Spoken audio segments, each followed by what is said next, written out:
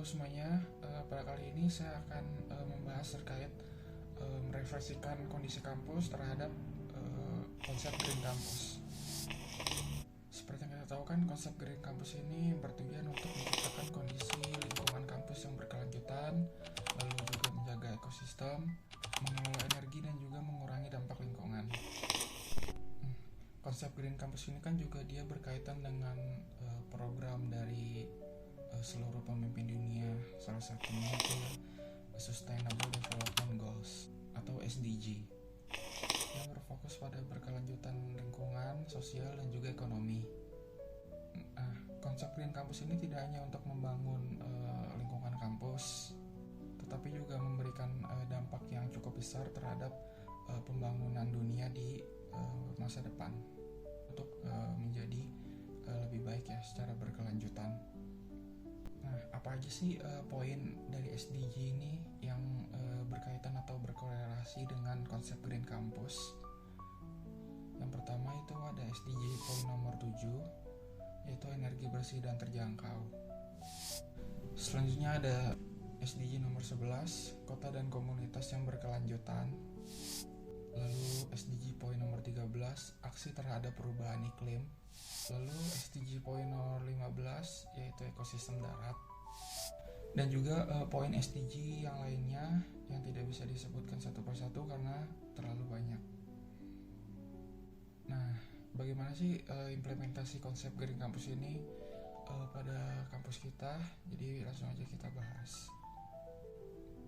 Menurut data Kementerian Lingkungan Hidup dan Kehutanan pada tahun 2023, kontribusi sektor pendidikan terhadap emisi di Indonesia masih cukup tinggi, terutama pada penggunaan listrik dan juga pengelolaan limbah. Fakta ini tentu menyoroti ya seluruh kampus yang ada di Indonesia untuk mengambil langkah keberlanjutan melalui konsep Green Campus ini. Lalu selanjutnya tanggapan saya terkait upaya kampus terhadap untuk menerapkan atau merefleksikan konsep Green Campus ini udah apa saja sih dan langkahnya itu sudah sampai mana.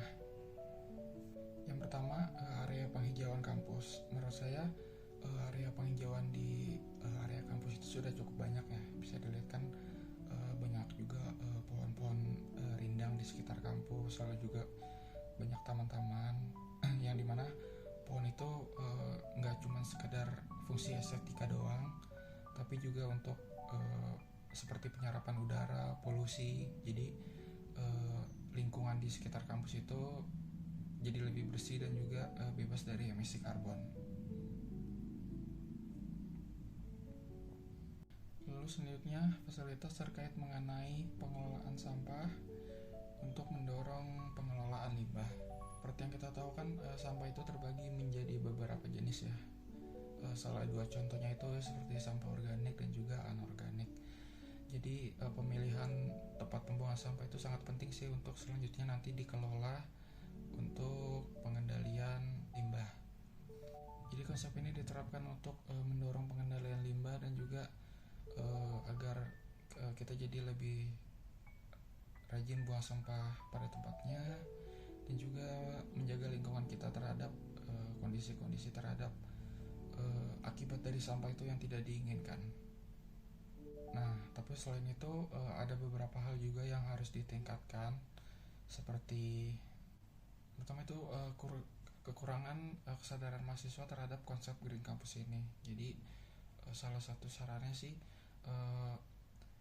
pihak kampus bisa mengadakan sosialisasi secara mendalam ya. Pihak kampus bisa mengadakan sosialisasi secara mendalam terhadap konsep Green Campus ini. Lalu selanjutnya seperti yang udah kita bahas tadi kan tentang pengendalian sampah terpilah, tetapi jumlahnya di kampus itu menurut saya masih terlalu sedikit dan juga tidak merata. Lalu selanjutnya penggunaan transportasi di dalam kampus. Seperti yang kita tahu kan emisi itu yang menjadi penyebab utama pada buruknya kondisi udara di Indonesia. Lalu data dari Kementerian Perhubungan juga secara garis besar itu 23% dari emisi yang dihasilkan di Indonesia itu dihasilkan dari emisi kendaraan bermotor. Jadi akan lebih baik jika kampus menerapkan misalkan peraturan-peraturan seperti ganjil genap gitu. Jadi nggak setiap hari mahasiswanya itu bisa bawa motor. Dan juga tentunya emisi karbon yang dihasilkan itu jauh lebih sedikit.